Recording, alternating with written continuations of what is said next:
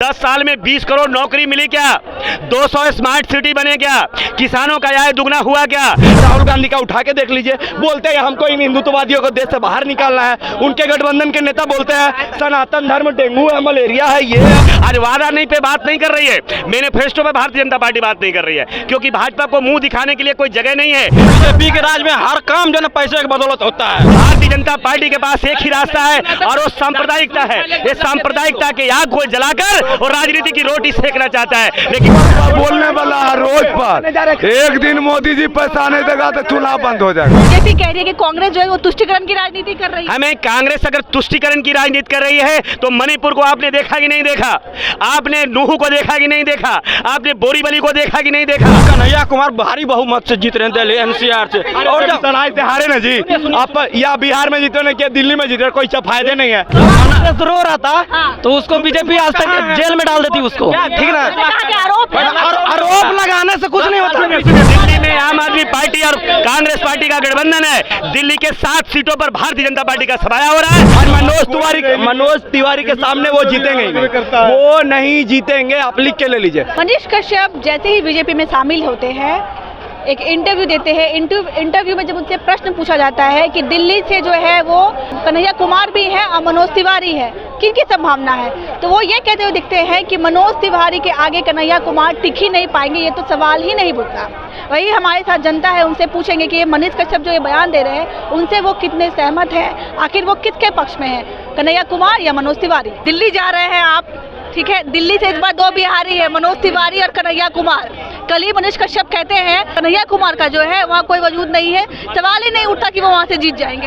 हम कह रहे हैं कन्हैया वजूद रहे या नहीं रहे, मुझे कन्हैया की वजूद से मतलब नहीं है, लेकिन भारतीय जनता पार्टी का वजूद पूरे देश से समाप्त हो गया है। इसलिए कह रहे हैं कि अगर अंधा लंगड़ा को भी टिकट का अगर पूरे इंडिया गठबंधन से होगा तो पूरे भारत में मजबूत लड़ाई होगी और पूरी बहुमत से भारतीय जनता पार्टी को पराजित करके इंडिया गठबंधन सरकार बनाने जा रही है। मैं दावे के साथ ये बात कह रहा हूँ आपको। आज भी बीजेपी का प्रेस कॉन्फ्रेंस है, वो कह रही है कि कोई सवाल ही नहीं उठता, आपकी बात 400 पार। कह रहे हैं कि 2 फ्लॉप जो इनका एपिसोड आया और दोनों 100 फ्लॉप कर गए। ये आपको नहीं, दोनों 100 फ्लॉप इसलिए कर गए कि ये हम नहीं कह रहे हैं, ये तो सोशल मीडिया है, ये गोदी मीडिया के लोग ही कह रहे हैं 7 सीट मिलने वाला है। जहां 1 सीट नहीं मिला था, 1 सीट 40 में 39 जीते हैं और 8 देने का मतलब होता है 16 सीट ये बता रहे हैं। इसका मतलब है गोदी मीडिया बता रही है, इनको आभास हो गया है कि भारतीय जनता पार्टी सारे बिहार की सीटों से चुनाव हार रही है। ये खुलासा हो रहा है उनके ही रिपोर्ट से, और जनता की मूड है, क्योंकि जनता के बीच किए हुए सारे वादे, आज वादा नहीं पे बात नहीं कर रही है, मैनिफेस्टो पे भारतीय जनता पार्टी बात नहीं कर रही है, क्योंकि भाजपा को मुंह दिखाने के लिए कोई जगह नहीं है। हेलीकॉप्टर से आ रहे हैं और हेलीकॉप्टर से चले जा रहे हैं, क्योंकि जनता 2 करोड़ नौकरी की बात कर रही है। 10 साल में 20 करोड़ नौकरी मिली क्या? 200 स्मार्ट सिटी बने क्या? किसानों का आय दुगना हुआ क्या? पढ़ाई की व्यवस्था हुई क्या? अस्पताल का व्यवस्था, दवाई का व्यवस्था हुआ क्या? देश की जनता पूछ रही है कि मोदी जी पुराने जो कहे थे वो तो सब जुमला बन गया, अभी क्या करने आए हो? जो वोट मांगने आए हो? तो इन्होंने एक ही बात आज कह रहे हैं कि मैं जो वोट मांग रहा हूं, राम मंदिर बनाया हूं और काशी बनाया हूं। तो देश की जनता को काशी और राम मंदिर नहीं चाहिए, देश की जनता को अस्पताल, पढ़ाई, दवाई की जरूरत है। इसलिए भारतीय जनता पार्टी को सिरे से खारिज कर रही है। कांग्रेस, बीजेपी कह रही है कि कांग्रेस जो है वो तुष्टीकरण की राजनीति कर रही है। हमें कांग्रेस अगर तुष्टीकरण की राजनीति कर रही है तो मणिपुर को आपने देखा कि नहीं देखा?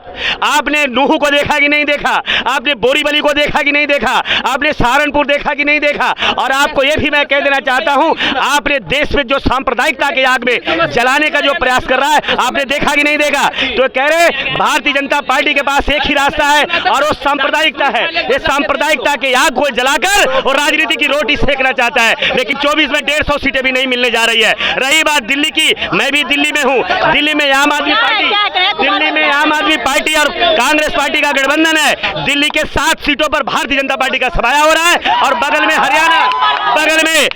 हरियाणा से पंजाब तक, पंजाब से हरियाणा तक भाजपा का खाता नहीं खुल रहा है। ये बात को आप पता लगा लीजिए, ये उनका ही मीडिया बता रहा है। ये बात को ये समझिएगा, ये बात को रेड रिपोर्ट को निकालिए, पता लगाइए।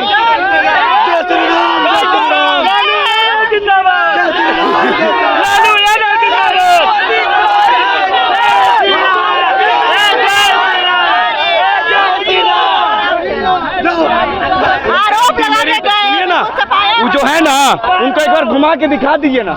उस सब जगह मीडिया में यही बोल के सवाल उठा के अब भाग जा रहे हैं, जवाब ले ही नहीं रहे चलिए हैं। जवाब बस दे दीजिए। क्या सवाल था उनका? कह रहे थे कि सफाया देखिए ये देखिए, ये सब जानते हैं मोदी जी गलती की है, उनको पता है। बीजेपी के राज में हर काम जो है पैसे की बदौलत होता है, अच्छा। हर काम पैसे की बदौलत होता है। मीडिया हो, पैसा के बदौलत होता था पहले, कौन बिना पैसा? अगर इस जगह से देखा जाए तो आपके घर में सबका सरकारी नौकरी होगा, आपके पापा का, आपके चाचा का, आपके दादा का, आपके छरदा हम अपने आप को बाबा बोल रहे थे। पहले इनसे पूछ लीजिए गीता में कितना श्लोक, कितना अध्याय होता है, उसके बाद पूछ लीजिए वो गीता में कितना श्लोक होता है, बाबा से पूछिए। पहले पूछिए, सुनिए, अभी बाबा का पूरा हम बता देंगे डाटा, ठीक है? देखिए दूसरे को भी मौका दीजिए बोलने का।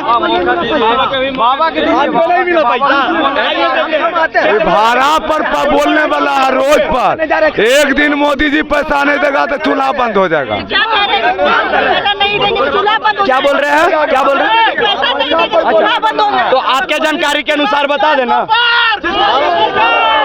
जो बोल रहे एक दिन मोदी जी पैसा नहीं देंगे तो चूल्हा बंद कर देंगे, तो आपको बता देना। वृद्धा पेंशन लेने की उम्र में टेंशन ले रहे हैं, वृद्धा पेंशन लेने की उम्र में टेंशन ले रहे हैं। शामिल हुए बीजेपी में, तो उनसे पूछा गया कि मनोज तिवारी के सामने कन्हैया कुमार है, तो उन्होंने कहा कि उनका कोई वजूद नहीं है, मनोज तिवारी को हरा ही नहीं सकते, सवाल ही नहीं उठता। जी बिल्कुल, कन्हैया कुमार नारा लगाते थे भारत तोड़ने का, उनको कहा प्रूफ नहीं हुआ है, प्रूफ प्रूफ देखिए, हर एक चीज का ना प्रूफ नहीं होता, ठीक है?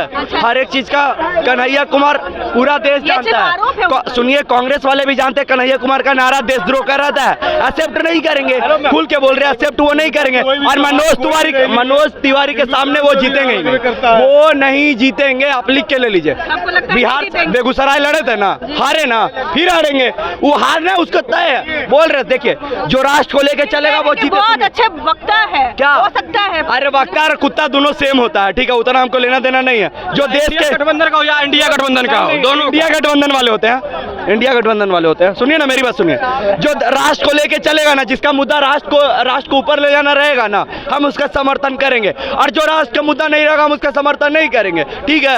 कांग्रेस वालों का बयान हिंदुत्व के खिलाफ ही रहता है हर एक बार। राहुल गांधी का उठा के देख लीजिए, बोलते हैं हमको इन हिंदुत्ववादियों को देश से बाहर निकालना है। उनके गठबंधन के नेता बोलते हैं सनातन धर्म डेंगू है, मलेरिया है, ये है, वो है।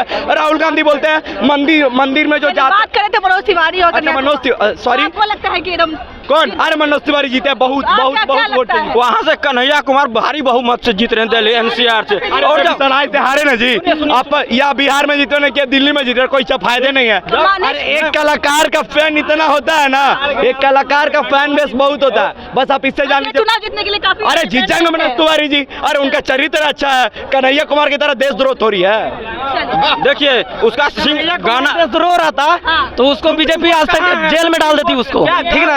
आरोप है। आरोप लगाने से कुछ नहीं होता। कन्हैया कुमार सरजिल इमाम का बात सुने ना, सरजिल इमाम का उसका गलती था, वो बोला था चिकन ने कटवा दो वहाँ से, ठीक ना? उसको जेल में डाल दिया उसको। कन्हैया कुमार अगर दोषी रहता तो उसको